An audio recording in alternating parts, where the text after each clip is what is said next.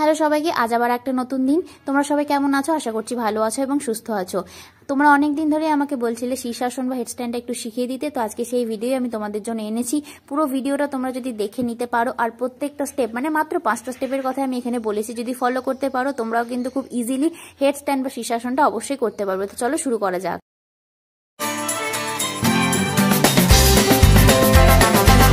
একদম প্রথম স্টেপে আমাদের যেটা শিখতে হবে সেটা হচ্ছে মাথার ওপরে ভর দেওয়া। কারণ মাথার ওপরে ভর দেওয়াটা আমাদের সরকত না করলে আমাদের কিন্তু প্রবলেম হবে। যেহেতু আমাদের শীর্ষাসন বা হেডস্ট্যান্ড যাই বলো না কেন, এটা আমরা এক প্রকার দেখতে গেলে উল্টে দাঁড়াবো বা মাথার ওপর ভর করেই দাঁড়াবো। তো সেক্ষেত্রে তোমার বডি ওয়েট যদি 60 কিলোজ হয়, তো সেই 60 কিলোজ কিন্তু তোমার মাথার ওপরে ভরটা আসবে। তো সেক্ষেত্রে মাথার ওপরে ভর দেওয়াটা কিন্তু আমাদের অবশ্যই শিখতে হবে বা প্রথম থেকেই একদম ওটা সরকত। প্রথম স্টেপে আমরা যেটা করবো সেটা হচ্ছে জাস্ট মাথার ওপর ভর দিয়ে আমরা ওই পজিশনে থাকবো। এবার সেকেন্ড স্টেপ আমরা আরেক ধাপ এগোবো, সেটা হচ্ছে হাঁটুটাকে আমরা তুলবো নামাবো। এর মাধ্যমে কি হবে, আমাদের মাথাটাও যেমন আমরা বুঝতে পারবো মাথায় কি পরিমাণের ভর আসতে চলেছে, আর আমাদের মাথাটাও স্টেবল হবে, আমাদের নেক পোর্শনটাও স্টেবল হবে, মানে যেটা অ্যাকচুয়ালি আমাদের আপসাইড ডাউন ভাবে দাঁড়াতে সাহায্য করবে। স্টেপ 3 আমরা যেটা করব, স্টেপ 2টাকেই আমরা ফলো করে স্টেপ 3 করব। এক্ষেত্রে কি করব, এক পা করে বুকের কাছে আসার চেষ্টা করব। যত তুমি পাটাকে বুকের কাছে নিয়ে আসবে তত দেখবে রেড যে লাইনটা আমি দিয়েছি সেই রেড লাইনে সোজাসুজি তোমার শিরদাঁড়াটাও কিন্তু দেখো সোজা হচ্ছে। তো আস্তে আস্তে চেষ্টা করব পাটাকে যেন আমরা বুকের কাছে নিয়ে আসি, আবার খানিকটা পিছিয়ে গিয়ে আবার খানিকটা বুকের কাছে নিয়ে আসার চেষ্টা করব, যাতে তোমার শিরদাঁড়াটা যেন সোজা হয়।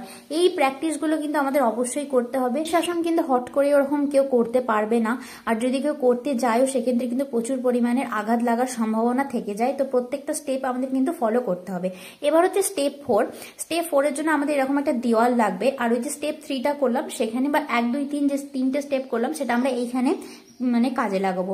যেমন হচ্ছে মাথার উপরে প্রথমে ভর দিলাম, তারপরে স্টেপ হচ্ছে যেটা করেছিলাম হাঁটুটা তুলতে হবে, তারপরে 3 নম্বর স্টেপ করেছিলাম এক পা করে বুকের কাছে এগিয়ে আসতে হবে। এবার 4 নম্বর স্টেপ যেটা করতে হবে, একটু হালকা জাম্প করতে হবে, এরকম হালকা জাম্প করতে হবে। জাম্প করে পিছন দিকে আমাদের মানে পাটাকে বা সোজা পাটাকে নিয়ে যাওয়ার চেষ্টা করতে হবে। দেখো প্রথমেই তো সোজা দাঁড়াতে পারবে না, সেক্ষেত্রে চেষ্টা করবো যেন পিছন দিকে পাটা আমাদের দেওয়ালে নিয়ে যেতে পারি। তো ভয় কিন্তু খাবে না, ভয়টা একটু মানে কম খেতে হবে, কারণ ভয় পেলে একদমই করতে পারবে না।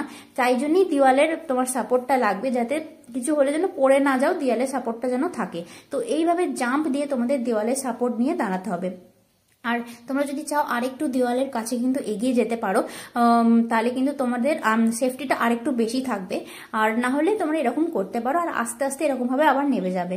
এবার ফাইনাল স্টেপে যাওয়ার আগে তোমাদের কিছু কথা বলে দিই।